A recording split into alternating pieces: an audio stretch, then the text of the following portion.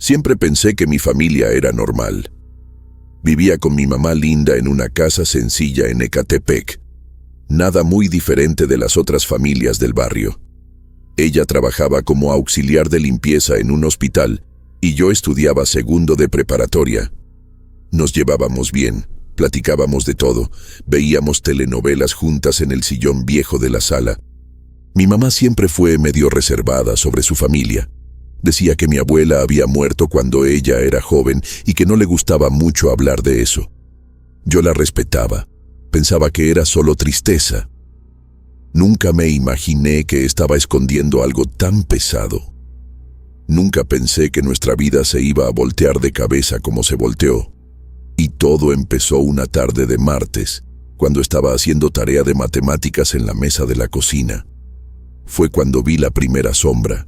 Estaba concentrada en los ejercicios, tratando de entender esas ecuaciones aburridas, cuando noté un movimiento por el rabillo del ojo. Levanté la cabeza y vi una figura oscura parada en el pasillo, medio transparente, como si fuera hecha de humo. Me quedé helada por unos segundos, el corazón se me disparó en el pecho. Parpadeé varias veces, pensando que era cansancio o que mis lentes estaban sucios. Pero cuando volví a ver, la cosa todavía estaba ahí, solo que ahora parecía que me estaba observando. Sentí un frío en el estómago, de esos que te dan cuando sabes que algo está mal. Llamé a mi mamá, que estaba en el cuarto acomodando la ropa. Cuando llegó a la cocina, la sombra había desaparecido. Me vio preocupada y me preguntó si estaba bien. Le conté lo que había visto, tratando de explicar de la forma más clara posible. Mi mamá se puso pálida, más pálida de lo que la había visto ponerse. Se sentó en la silla a mi lado y se quedó viéndome con una expresión extraña, como si estuviera viendo un fantasma. Me preguntó si estaba segura de lo que había visto, si no podía haber sido la sombra de algún árbol o reflejo de la luz. Le dije que no, que había sido bien claro, una figura humana parada en el pasillo. Suspiró profundo y dijo que tal vez fuera estrés de la escuela, que andaba estudiando demasiado para el examen de admisión. Sugirió que descansara un poquito, que me tomara un té de manzanilla. Pero yo veía en su mirada que sabía algo. Había miedo en sus ojos, un miedo que nunca había visto antes. En los días siguientes, las visiones se volvieron más frecuentes. Yo veía las sombras en las esquinas de los cuartos, siempre en las orillas de mi visión. Cuando volteaba directamente, desaparecían o se ponían más débiles, como si no quisieran que las vieran de frente. Siempre eran figuras humanas, pero distorsionadas, alargadas, sin cara definida. Algunas veces parecía que eran varias, otras veces era solo una, pero siempre observándome. Yo trataba de ignorarlas, fingir que no estaba viendo nada, pero era imposible. Siempre estaban ahí, siguiéndome por la casa, apareciendo cuando menos me lo esperaba. Mi mamá notó que estaba rara, más callada, más asustada. Me preguntaba si estaba bien, si las visiones habían parado. Yo le mentía, le decía que sí, porque veía cómo se ponía nerviosa cuando hablaba de eso. Una noche, estaba acostada en la cama tratando de dormir cuando vi una sombra parada a los pies de la cama. Esta vez estaba más nítida, más sólida, como si estuviera agarrando fuerza. Me quedé paralizada, sin poder moverme o gritar. La cosa se quedó ahí por unos minutos, solo observándome, y después empezó a acercarse despacio. Cuando llegó cerca de mi cara, finalmente pude gritar. Mi mamá vino corriendo, prendió la luz, y la sombra desapareció al instante. Me abrazó. Dijo que era solo una pesadilla, pero yo sabía que no era eso. Estaba despierta, estaba segura de eso. Esa noche, mi mamá durmió conmigo, acariciándome el cabello hasta que pude relajarme. Pero yo sentía que estaba tan asustada como yo. Se quedó despierta toda la noche, me daba cuenta por su respiración. Al día siguiente, mi mamá hizo cita con un psicólogo. Dijo que estaba pasando por mucho estrés y que necesitaba ayuda profesional. Yo no quería ir, me daba pena contarle a un extraño sobre las sombras, pero ella insistió. El psicólogo era un señor mayor, simpático, que me hizo varias preguntas sobre mi rutina, mis miedos, mi familia. Cuando le conté sobre las visiones, se puso serio y dijo que me iba a mandar con un psiquiatra. Explicó que a veces el cerebro puede crear imágenes que parecen reales, especialmente en situaciones de estrés o ansiedad. Salí de ahí sintiéndome un poco mejor, pensando que tal vez realmente era solo cosa de mi cabeza. Pero las sombras siguieron apareciendo, cada vez más claras y frecuentes. El psiquiatra era una mujer joven, doctora Fernanda, que trabajaba en el mismo hospital que mi mamá. Me examinó, me hizo varias preguntas sobre mi familia, sobre cuándo empezaron las visiones, sobre cómo me sentía. Después de algunas sesiones, llamó a mi mamá para una plática privada. Yo me quedé en la sala de espera, nerviosa, tratando de escuchar lo que estaban hablando. Cuando salieron, las dos tenían cara de preocupación. La doctora explicó que tenía síntomas de esquizofrenia inicial y que necesitaba empezar un tratamiento con medicamentos. Dijo que era una enfermedad que podía ser hereditaria y preguntó si alguien de la familia ya había tenido problemas similares. Mi mamá se quedó callada por un rato, después dijo que no sabía de nada, pero yo vi que estaba mintiendo. Cuando llegamos a casa, confronté a mi mamá sobre la mentira. Le pregunté si sabía algo sobre nuestra familia que yo no sabía. Trató de cambiar el tema. Dijo que estaba imaginando cosas, que me debía enfocar en el tratamiento. Pero yo insistí. Le dije que tenía derecho de saber la verdad sobre mi propia familia. Se puso nerviosa. Empezó a caminar de un lado para otro en la sala, pasándose la mano por el cabello. Finalmente, se sentó en el sillón y dijo que mi abuela había tenido algunos problemas mentales cuando era joven. Dijo que no me quería preocupar con eso, que cada persona era diferente. Pero yo sentía que todavía había más cosas que no me estaba contando.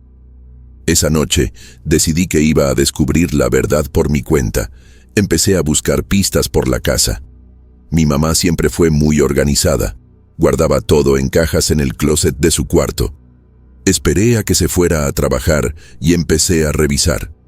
Encontré una caja vieja en el fondo del ropero, llena de papeles antiguos, fotos y unos cuadernos.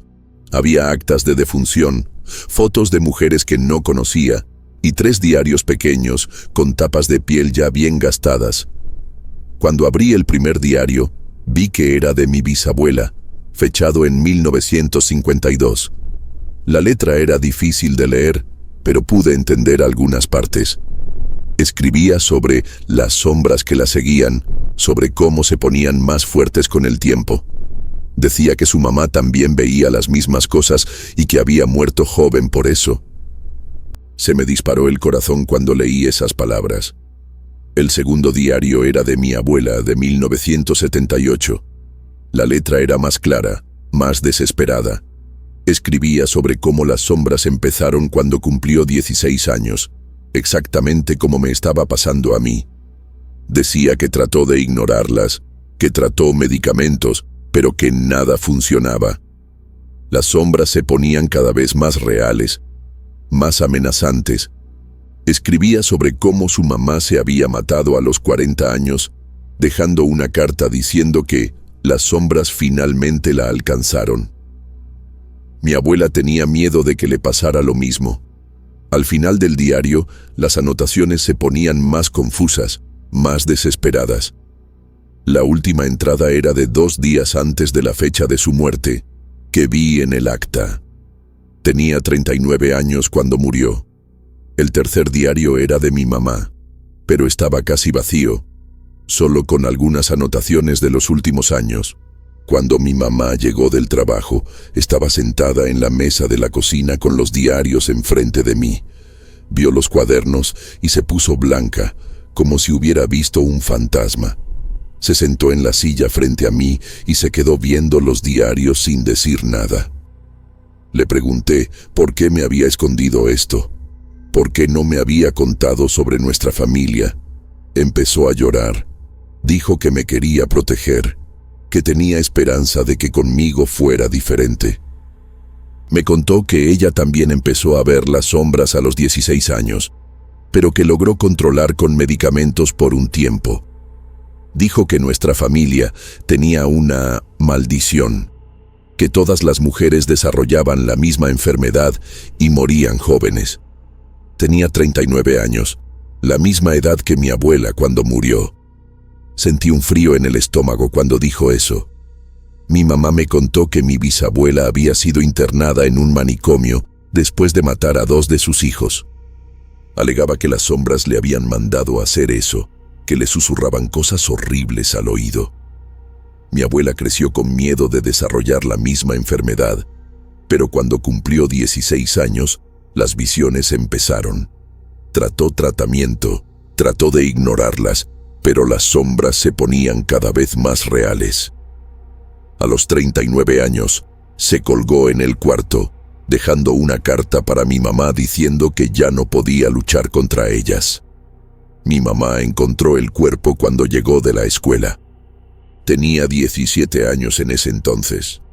Desde entonces vivía con miedo de que le pasara lo mismo, y ahora estaba viendo los síntomas en mí. Dijo que no sabía qué hacer, que se sentía perdida y desesperada. Me quedé en shock con todo lo que me contó. Traté de procesar la información, entender lo que significaba para mí. Le pregunté si creía que realmente era una enfermedad mental o si podía ser otra cosa. Dijo que ya no sabía, que había pasado años tratando de entender. A veces pensaba que era solo genética, herencia, pero otras veces se preguntaba si no había algo más. Las sombras que veía siempre eran las mismas, siempre con la misma apariencia, como si fueran las mismas entidades pasando de generación en generación. Dijo que últimamente las estaba viendo otra vez, después de años sin tener visiones. Eso me asustó aún más. Le pregunté si estaba tomando medicamento, y dijo que había parado hace unos meses porque pensaba que ya no lo necesitaba. Ahora se daba cuenta de que había sido un error. Esa noche, las dos nos quedamos despiertas platicando sobre nuestra familia, sobre las sombras, sobre lo que podríamos hacer. Mi mamá dijo que quería que tomara el medicamento que la psiquiatra me había recetado, que tal vez conmigo fuera diferente. Le dije que tenía miedo de los medicamentos, que no quería quedar dopada o perder mi personalidad. Me explicó que los medicamentos modernos eran mejores, que podía tener una vida normal si seguía el tratamiento. Pero yo todavía tenía dudas. Las sombras parecían tan reales, tan presentes. ¿Cómo podía ser solo una alucinación? Reaccionaban a mi comportamiento, parecían tener personalidad propia. A veces sentía que estaban tratando de comunicarme algo, pero no podía entender qué era. Mi mamá dijo que ella también sentía eso cuando era más joven. En los días siguientes, las visiones se pusieron más intensas. Veía las sombras no solo en casa, sino también en la escuela, en la calle, en cualquier lugar que fuera. Parecían estar siguiéndome, observándome constantemente. Algunas veces sentía que estaban tratando de tocarme y sentía un frío extraño en la piel. Mis compañeros de clase empezaron a notar que estaba rara, más distraída, siempre viendo hacia las esquinas del salón. Mi maestra de español me llamó para platicar. Me preguntó si estaba bien, si estaba pasando algo en casa. Le dije que todo estaba normal, pero no pareció convencida. Llamaron a mi mamá a la escuela para una junta. Cuando regresó, dijo que necesitaba decidir pronto sobre el tratamiento, que ya no podía posponerlo más. Empecé a tomar el medicamento, pero no sentía mucha diferencia. Las sombras seguían apareciendo, tal vez un poquito más débiles, pero todavía estaban ahí. La psiquiatra dijo que era normal, que el medicamento tardaba unas semanas en hacer efecto completo. Aumentó la dosis y programó citas más frecuentes. Me sentía somnolienta durante el día. Tenía dificultad para concentrarme en los estudios. Mi mamá se la pasaba observándome, preguntando si estaba mejor, si las visiones habían disminuido. Yo le mentía, le decía que sí, porque no la quería preocupar más. Pero la verdad era que me estaba sintiendo peor. Las sombras parecían estar poniéndose más agresivas, más cercanas.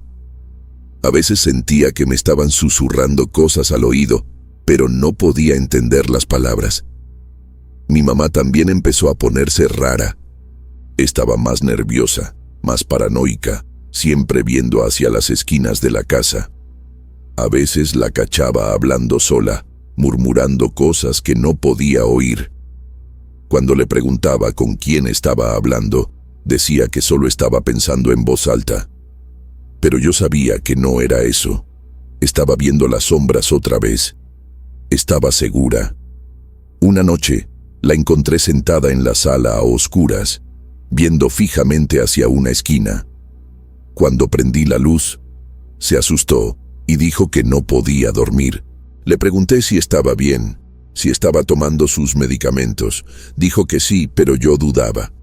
Tenía la misma expresión que veía en las fotos de mi abuela en los diarios, una expresión de miedo y desesperación. El cumpleaños número 40 de mi mamá se estaba acercando, y yo estaba cada vez más preocupada. Se la pasaba hablando de lo difícil que era la vida, de cómo a veces era mejor dejar de luchar. Decía que estaba cansada, que ya no aguantaba cargar el peso de nuestra familia. Yo trataba de animarla. Le decía que íbamos a lograr romper el ciclo, que éramos diferentes de las otras generaciones, pero movía la cabeza. Decía que yo no entendía, que las sombras siempre ganaban al final. Empezó a arreglar la casa obsesivamente, como si se estuviera preparando para algo. Organizó todos los documentos, pagó todas las cuentas, dejó todo en orden. Cuando le pregunté por qué estaba haciendo eso, dijo que era solo para sentirse más tranquila. Pero yo sabía que había algo más. La víspera de su cumpleaños, decidí quedarme despierta toda la noche para vigilarla. Fingí que estaba durmiendo, pero me quedé viendo el pasillo, esperando a ver si iba a salir del cuarto. Como a las 3 de la mañana, oí pasos en la cocina.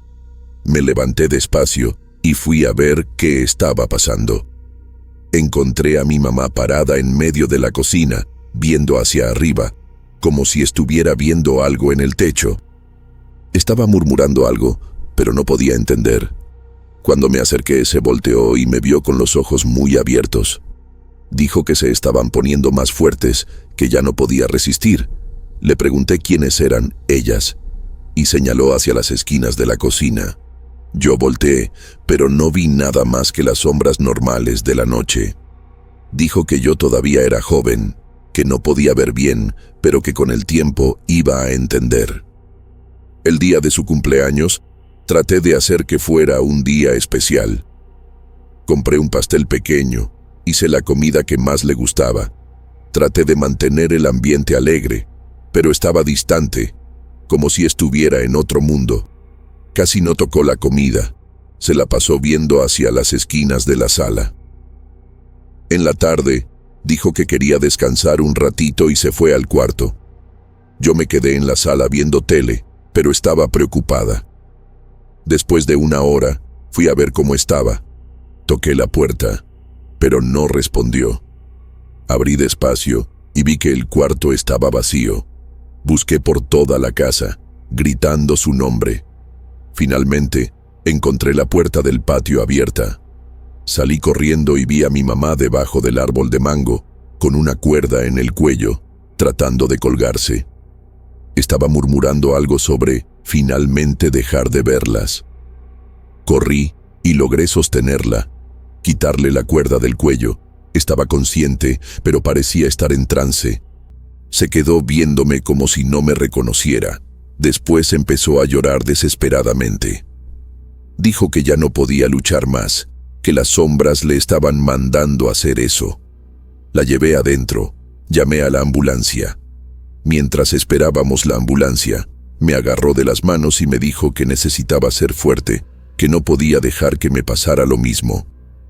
Dijo que ella había fallado, que no había logrado romper el ciclo, pero que yo todavía tenía oportunidad. Llegó la ambulancia y se la llevaron al hospital. Me quedé sola en casa, tratando de entender lo que había pasado, lo que debía hacer. Las sombras parecían estar más presentes que nunca, como si estuvieran celebrando algo.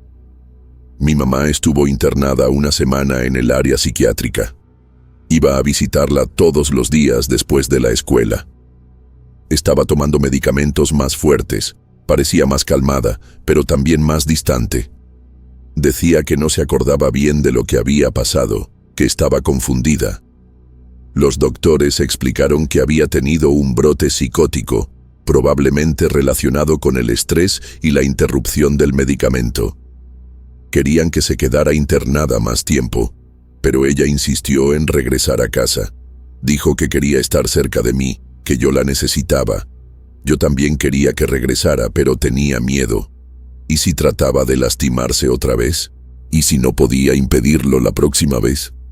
Los doctores dijeron que podía regresar, pero que yo necesitaba estar pendiente de ella y llamar inmediatamente si notaba cualquier comportamiento extraño. Cuando mi mamá regresó a casa, parecía diferente, más callada, más frágil, como si una parte de ella se hubiera quedado en el hospital. Tomaba los medicamentos religiosamente, iba a las citas, trataba de mantener una rutina normal. Pero yo veía que estaba luchando contra algo. A veces la cachaba viendo hacia las esquinas de la casa, pero cuando le preguntaba qué estaba viendo, decía que nada. Yo también seguí con mi tratamiento, aumenté la dosis del medicamento, empecé a hacer terapia 2 veces por semana. Las sombras todavía aparecían, pero menos frecuentemente, y estaba aprendiendo a lidiar con ellas. La psiquiatra dijo que estaba progresando bien, que tenía posibilidades de tener una vida normal si continuaba el tratamiento. Pero yo todavía tenía dudas sobre todo esto. Empecé a investigar sobre nuestra familia, tratando de entender mejor nuestra historia. Fui al registro civil, busqué actas antiguas, platiqué con vecinos más grandes que conocían a mi abuela. Descubrí que mi bisabuela realmente había sido internada en un manicomio, pero que antes de eso tenía una reputación extraña en el barrio. La gente decía que hablaba con espíritus, que veía cosas que otras personas no veían. Algunos pensaban que tenía un don, otros que era locura. Tuvo 5 hijos, pero mató a 2 de ellos cuando eran pequeños. Los otros 3 fueron criados por familiares. Mi abuela era una de las sobrevivientes.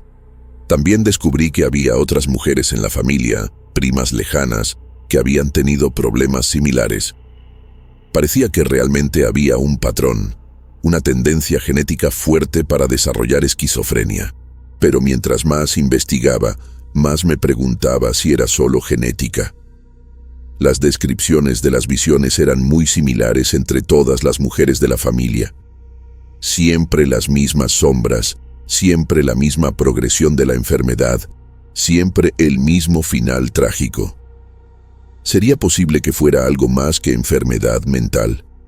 Yo no creía en fantasmas o espíritus, pero había algo muy extraño en toda esta historia.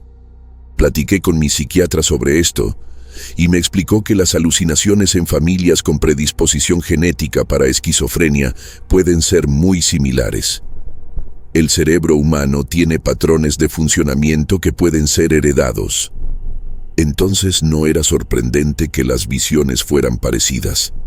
Me animó a enfocarme en el tratamiento y no obsesionarme con la historia de la familia. Dijo que tenía una ventaja que las otras generaciones no tuvieron: medicamentos modernos y seguimiento psiquiátrico adecuado. Decidí seguir su consejo y concentrarme en mi tratamiento. Seguí tomando el medicamento, aunque me diera sueño o tuviera otros efectos secundarios. Hice terapia regularmente, aprendí técnicas para lidiar con la ansiedad y con las visiones. Poco a poco, las sombras empezaron a aparecer menos. Cuando aparecían, podía recordar que eran alucinaciones, que no eran reales. Eso me ayudaba a no entrar en pánico. Mi mamá también estaba mejorando. Regresó a trabajar, estaba más presente, más parecida a la persona que era antes. Platicábamos más sobre nuestros sentimientos, sobre nuestros miedos. Me apoyaba en el tratamiento y yo la apoyaba en el suyo. Por primera vez en meses, sentí que tal vez realmente podríamos romper el ciclo de nuestra familia. Pero las dudas todavía me atormentaban. A veces, cuando estaba sola en casa, sentía una presencia extraña, como si alguien me estuviera observando. No eran las sombras visuales, era algo diferente, más sutil. Me preguntaba si era paranoia, efecto del medicamento, o si realmente estaba pasando algo más. Leía los diarios de mi familia otra vez, tratando de encontrar pistas, tratando de entender. Mi bisabuela escribía sobre cómo las sombras hablaban con ella, cómo tenían personalidades distintas. Mi abuela describía sensaciones físicas, como si las sombras la tocaran. Eran detalles muy específicos para ser solo alucinaciones al azar. Pero también sabía que el cerebro humano era capaz de crear experiencias muy convincentes, aunque no fueran reales. Estaba dividida entre la razón y la intuición. Mi mamá cumplió 40 años y pasó esa edad crítica. Eso fue un alivio enorme para las dos. Dijo que se sentía como si hubiera roto una maldición, como si finalmente fuera libre. Celebramos discretamente, pero fue un momento importante. Yo también estaba progresando bien en mi tratamiento. Ya tenía casi un año que había empezado a tomar medicamento y las visiones eran raras ahora. Cuando aparecían, podía lidiar con ellas sin entrar en desesperación. Mi psiquiatra dijo que estaba estable, que podía empezar a pensar en reducir la frecuencia de las citas. Me sentía más confiada, más en control de mi vida. Empecé a hacer planes para el futuro, para la universidad, para una carrera. Por primera vez, creía que podía tener una vida normal, diferente de las otras mujeres de mi familia. Pero sabía que la vigilancia tendría que ser constante. La esquizofrenia es una enfermedad crónica que puede tener recaídas si no se controla bien. Tendría que tomar medicamento por el resto de mi vida, hacer seguimiento médico regular, estar siempre atenta a las señales de empeoramiento. Mi mamá también tendría que mantener su tratamiento.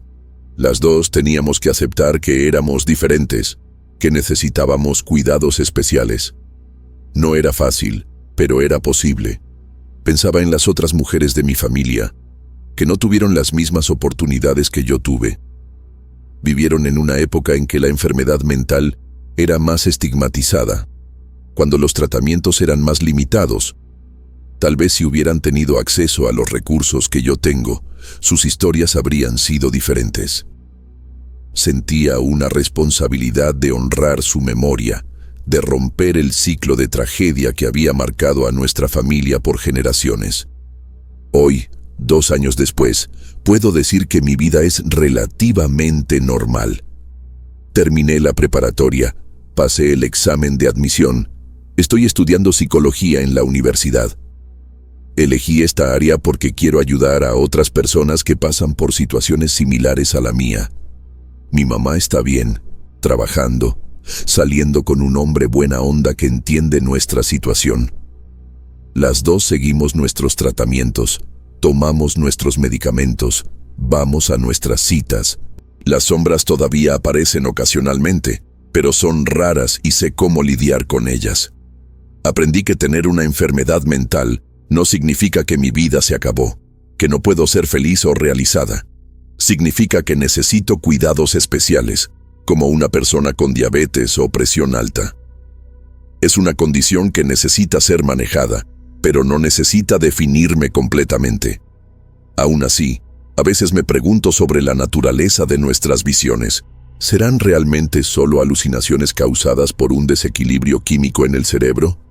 ¿O será que hay algo más, algo que la ciencia todavía no puede explicar completamente? No tengo respuesta para esas preguntas, y tal vez nunca la tenga. Lo que sé es que el tratamiento médico funcionó para mí y para mi mamá. Logramos romper el patrón de tragedia que marcó a nuestra familia. Eso es lo que importa. Si las sombras son reales o no, si hay algo sobrenatural involucrado o no, eso es menos importante que el hecho de que encontramos una forma de vivir con ellas, de no dejar que controlen nuestras vidas. Elegí creer en la ciencia, en el tratamiento, en la posibilidad de una vida mejor, y hasta ahora, esa elección ha funcionado.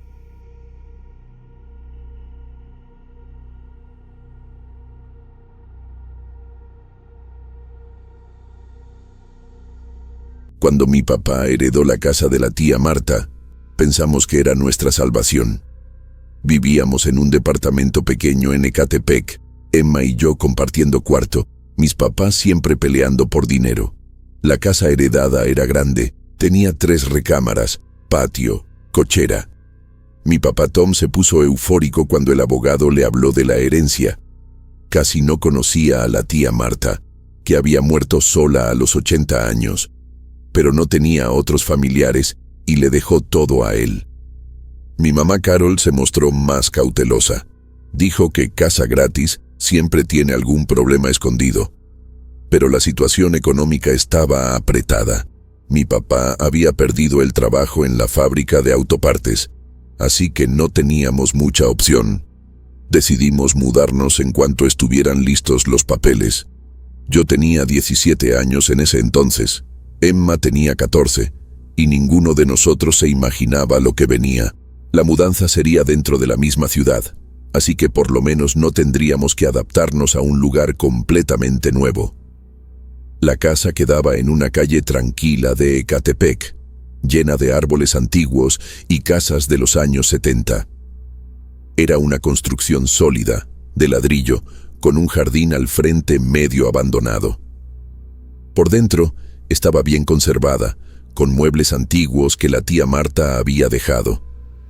Tenía un olor raro, medio cerrado, como si nadie hubiera vivido ahí desde hace mucho tiempo.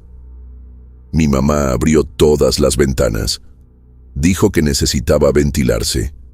Mi papá quedó impresionado con el tamaño de los cuartos, con el patio grande donde podía sembrar una huerta. Emma escogió el cuarto que daba al jardín, yo me quedé con el que daba a la calle. Mis papás se quedaron en la recámara principal, que era enorme y tenía un balcón pequeño. Los primeros días nos divertimos explorando la casa, descubriendo cosas que la tía había dejado. Había libros antiguos, fotos de familia, objetos curiosos. Parecía que íbamos a ser felices ahí. Las primeras semanas fueron normales. Mi papá consiguió trabajo en un taller mecánico. Mi mamá siguió como empleada doméstica. Emma y yo nos inscribimos en una escuela cerca de la casa. La casa estaba silenciosa durante el día, pero en la noche tenía ruidos raros. Mi mamá decía que era normal en casa antigua, que la madera trabajaba, que las tuberías hacían ruido. Yo oía pasos en el pasillo a veces, pero pensaba que era mi papá yendo al baño. Emma se quejaba de que tenía pesadillas, pero ella siempre fue medio miedosa, así que no le dimos mucha importancia. Mi papá parecía más relajado que en mucho tiempo. Dijo que se sentía en casa ahí. Empezó a trabajar en el jardín, a arreglar cosas que estaban rotas. Mi mamá organizó la casa a su manera, cambió algunas cortinas, arregló la cocina. Por un tiempo, pareció que nuestra vida había mejorado de verdad. La sensación de tener más espacio, de no oír a los vecinos peleando a través de las paredes, era liberadora. Fue después de un mes que las cosas empezaron a ponerse raras. Mi papá empezó a tener episodios de sonambulismo, cosa que nunca había pasado antes. Mi mamá me contó que se despertaba de madrugada y él no estaba en la cama. Lo encontraba caminando por la casa, a veces en el patio, siempre con los ojos abiertos, pero sin responder cuando le hablaba. Una noche yo mismo lo vi. Eran como las 2 de la mañana cuando oí pasos en el pasillo. Abrí la puerta del cuarto y vi a mi papá parado en la sala, viendo hacia la pared como si estuviera viendo algo. Cuando me acerqué, estaba murmurando algo en un idioma que no reconocía. No parecía español, ni inglés, ni nada. Era algo completamente diferente. Cuando lo toqué del brazo, se asustó y despertó, preguntando qué estaba haciendo ahí. Dijo que no se acordaba de haberse levantado de la cama. Los episodios se volvieron más frecuentes y más raros. Mi papá empezó a decir cosas que no tenían sentido, como si fuera otra persona. Una noche, mi mamá lo encontró en la cocina, hablando solo con una voz diferente, más aguda, casi femenina. Estaba contando una historia sobre una mujer que había muerto en esa casa en los años 50, detalles específicos que no podía saber. Hablaba de cómo se había colgado en la recámara principal, de los hijos que había dejado. Cuando mi mamá le preguntó dónde había oído esa historia, despertó confundido, sin acordarse de nada. Se preocupó, pensó que podía ser algún problema neurológico. Hizo cita en el centro de salud, que mandó a mi papá con un neurólogo en el hospital público. Le hicieron varios estudios, tomografía, resonancia, análisis de sangre, todo normal. El doctor dijo que podía ser estrés, cambio de ambiente, sugirió seguimiento psicológico. Mi mamá también empezó a tener problemas. Tenía episodios de ausencia, como les decía. Se quedaba parada en medio de una actividad, con la mirada perdida, por unos minutos. Cuando volvía a la normalidad, no se acordaba de lo que había pasado. Una vez la encontré en la sala, acomodando unos papeles antiguos que habían quedado en un cajón. Estaba organizando todo con mucho cuidado, como si conociera cada documento. Cuando le pregunté qué estaba haciendo, me vio confundida y dijo que no sabía por qué estaba tocando eso. Los papeles eran actas antiguas, documentos de la casa, cosas que nunca había visto antes, pero los había separado por fecha, por tipo, como si supiera exactamente qué era cada cosa. Eso me dejó muy inquieto. Mi mamá siempre fue una persona práctica, organizada, pero aquello era diferente. Era como si tuviera un conocimiento que no debía tener. Emma empezó a tener pesadillas todas las noches. Se despertaba gritando, diciendo que veía una mujer en su cuarto, una mujer de vestido blanco que lloraba en la esquina. A veces hablaba de niños corriendo por la casa, de gritos que venían del sótano. La casa no tenía sótano, pero Emma insistía en que oía ruidos viniendo de abajo. Empezó a tener miedo de quedarse sola en cualquier cuarto, siempre quería que alguien se quedara con ella. Mi mamá la llevó con el psicólogo del centro de salud, que dijo que era normal tener dificultad de adaptación en una casa nueva. Pero las pesadillas de Emma eran muy específicas, muy detalladas. Describía personas que nunca había visto, eventos que nunca había presenciado. Una vez me contó un sueño sobre un hombre que había matado a toda la familia en el comedor, en los años 80. Sabía su nombre, sabía cómo lo había hecho, sabía dónde había escondido los cuerpos. Era información que una niña de 14 años no debía tener. Empecé a investigar sobre la historia de la casa. Fui a la biblioteca municipal de Ecatepec. Busqué periódicos antiguos, platiqué con vecinos más grandes. Lo que descubrí me dejó helado. La casa realmente tenía una historia sombría. En los años 50, una mujer llamada Elena se colgó en la recámara principal después de matar a sus 2 hijos pequeños. En los años 70, una familia entera murió envenenada por fuga de gas. En los años 80, un hombre mató a la esposa y a los hijos en el comedor antes de matarse. En los años 90, una pareja de ancianos murió en circunstancias misteriosas. Los encontraron días después. Los vecinos. La tía Marta había sido la única habitante que logró vivir en la casa por mucho tiempo, pero siempre fue considerada rara por los vecinos. Decían que hablaba sola, que a veces gritaba durante la noche. Cuando les enseñé esta información a mis papás, se quedaron choqueados. Mi papá dijo que no creía en coincidencias, que debía haber una explicación lógica, pero las cosas solo empeoraron. Mi papá empezó a tener episodios más violentos durante el sonambulismo. Una noche, mi mamá despertó con él parado al lado de la cama, cargando un cuchillo de la cocina. La estaba viendo con una expresión rara, como si no la reconociera. Cuando gritó, despertó confundido, sin entender por qué tenía el cuchillo. Otra vez, lo encontré en el patio cavando un hoyo con las manos, las uñas sangrando. Cuando le pregunté qué estaba haciendo, dijo con una voz diferente que estaba buscando los huesos. Despertó unos minutos después sin acordarse de nada. Mi mamá estaba desesperada. Ya no sabía qué hacer. Los doctores no encontraban nada malo. Los psicólogos hablaban de estrés postraumático, pero nada explicaba el conocimiento específico que mi papá mostraba sobre la historia de la casa. Era como si tuviera acceso a memorias que no eran suyas. Yo también empecé a tener experiencias raras. A veces despertaba en lugares de la casa donde no me acordaba de haber ido. Una mañana, desperté en la sala, sentado en el sillón de la tía Marta, con un libro abierto en las piernas. Era un libro sobre la historia de Ecatepec, abierto en una página sobre crímenes sin resolver. No me acordaba de haber agarrado el libro, ni de haber bajado a la sala durante la noche. Otra vez, desperté en el patio, parado exactamente en el lugar donde mi papá había cavado el hoyo. Tenía las manos sucias de tierra, como si yo también hubiera estado cavando.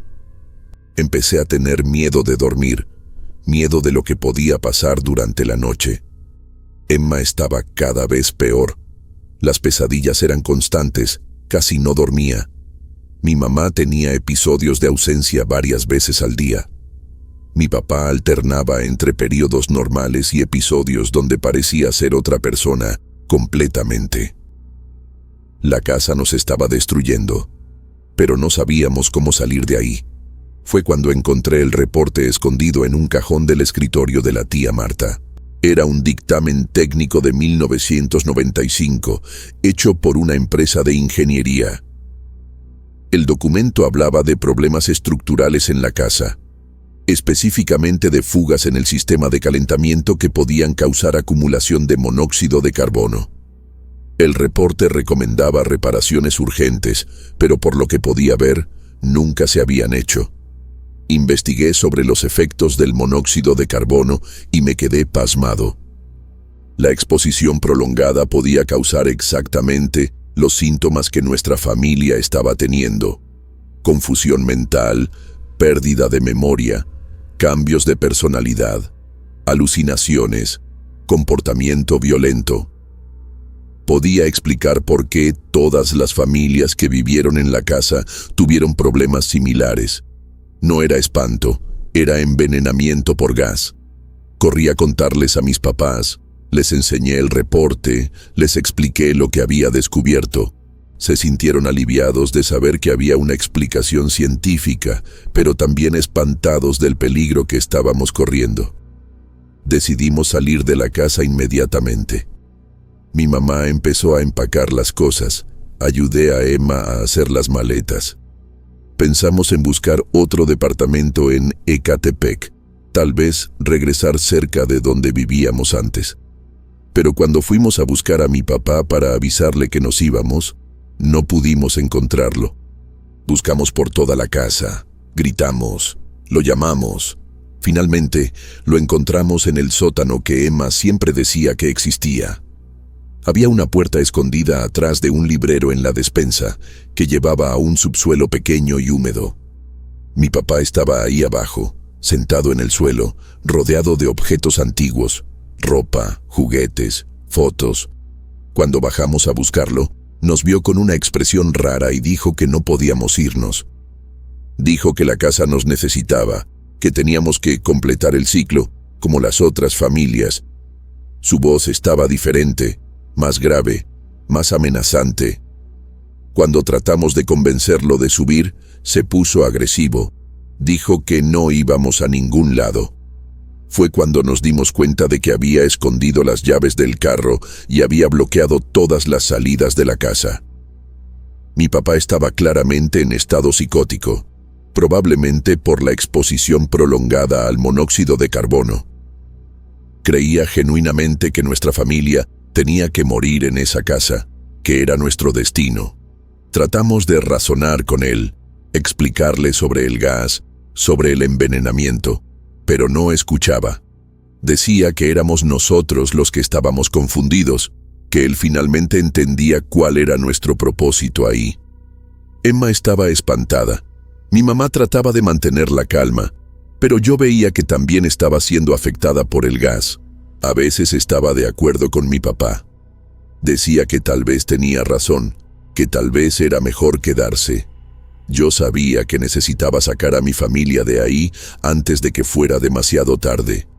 Pero mi papá era más fuerte que yo y estaba decidido a no dejarnos salir. Era una situación imposible, usar violencia contra mi propio papá para salvar a mi familia, o tratar de encontrar otra forma de escapar de una casa que lentamente nos estaba matando.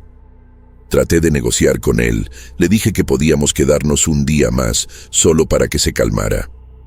Mientras tanto, busqué una forma de salir sin confrontación directa.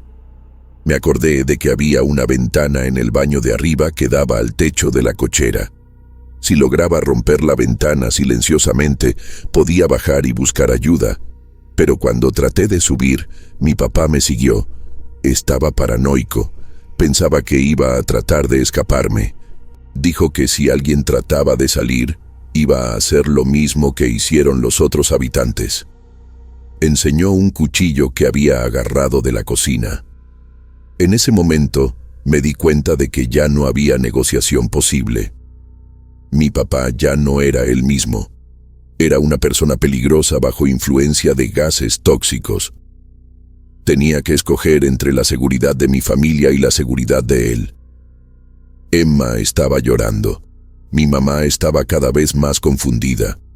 Si no hacía algo pronto, todos íbamos a morir en esa casa, como las familias anteriores. Esperé a que bajara la guardia por un momento y me le fui encima. Logré desarmarle el cuchillo, pero era más fuerte y empezó a pegarme.